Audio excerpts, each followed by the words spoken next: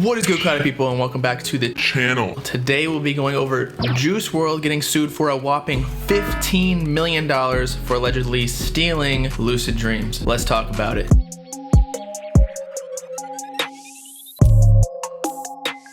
So this is actually not the first time that Juice WRLD has been sued, and even for this exact song, Lucid Dreams, Sting, which is a band in the 80s, with their song Shape of My Heart, sued Nick Mira and Juice WRLD for 85% of the song. So Juice WRLD and the producers only get 15%. I don't really know what the percentages are because it depends on songwriter and the mechanical royalties and all that Bolshevik. But anyway, already Juice WRLD was on hot water for the beat of Lucid Dreams being almost an exact interpolation of the song Shape of My Heart. If you haven't already, go check out the song. I'll put it in the description. You can see, the comparison between the two melodies in the beats. It's completely identical in my opinion. But anyway, let's get to this situation where Juice WRLD yesterday was sued by a 2000s pop punk rock band, that was a tongue twister, Yellowcard, for copying melodic elements of their song Hollywood Died. They're asking for $15 million plus royalties and ownership of the song, statutory damages for each copyright infringement within the song, as well as the defendants, which is Juice WRLD, Taz Taylor, Nick Mira, everyone involved, and the publishers being permanently enjoined from exploiting Lucid Dreams in the future, meaning they can't use the song to market their tours, things like that. And all the money that Juice WRLD and the publishers and everybody's made off this song, including tour dates, Juice WRLD's general likeness and publicity has all stemmed from his hit song Lucid Dreams, and even all his new songs gained so many more streams due to his increased fame from Lucid Dreams blowing up. So that's why Yellowcard has put such a high number of $15 million on this case. They likely will not receive $15 million,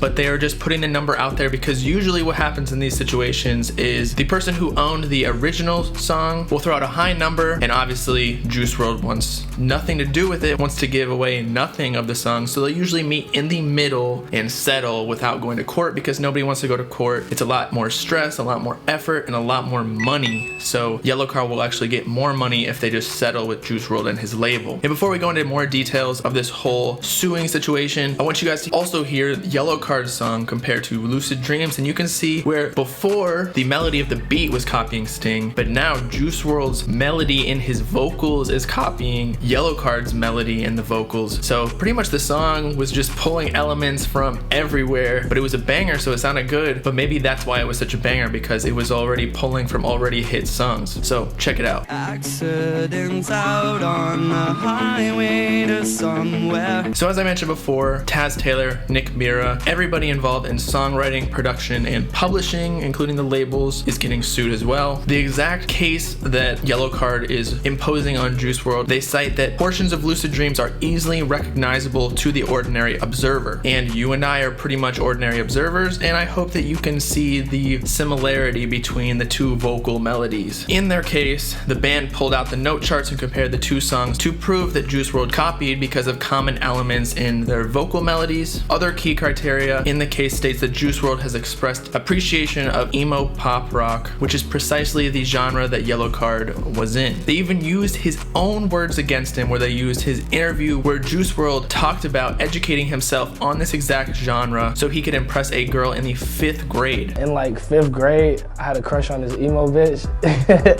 So I used to look up all the bands that she liked to try to impress her. And unfortunately for Juice WRLD, they calculated that this would be the exact year, him in 5th grade was the exact year that Yellowcard's album with their song Hollywood Died came out. Additionally, they cite that Juice WRLD publicly highlights admiration for Fall Out Boy, and more specifically their album Under the Cork Tree, which is an album that one of the producers was actually shared with the album that Yellowcard released later that year. The final link that Yellowcard used against Juice WRLD in the case is that he is pretty much a public ambassador for the emo rap genre. So with all of this, they're coming after the bag, or what is left out of the bag from Juice WRLD, considering 85% of the song is owned by Sting. So maybe they'll have to pull some of the percentage from Sting as well, or they'll just take the rest of the 15% or settle with a $7.5 million instead of the $15 million. But it looks like Juice WRLD's in hot water, especially because a lot of his success has come from Lucid Dreams, and they might be coming coming for the money that he's earned off of the fame that he gained from Lucid Dreams. I mean, the song has considerable stats, peaking at number 2 in the Hot 100 Billboard. It currently has 381 million views on YouTube and almost 8 billion on Spotify, and I can only think that it has a relatively similar number for Apple Music, not to mention it's 5 times platinum. So with that, what do you guys think? Do the songs sound identical or at least in some way similar? Let me know in the comments. Peace out, Cuddy people. Know what I'm saying?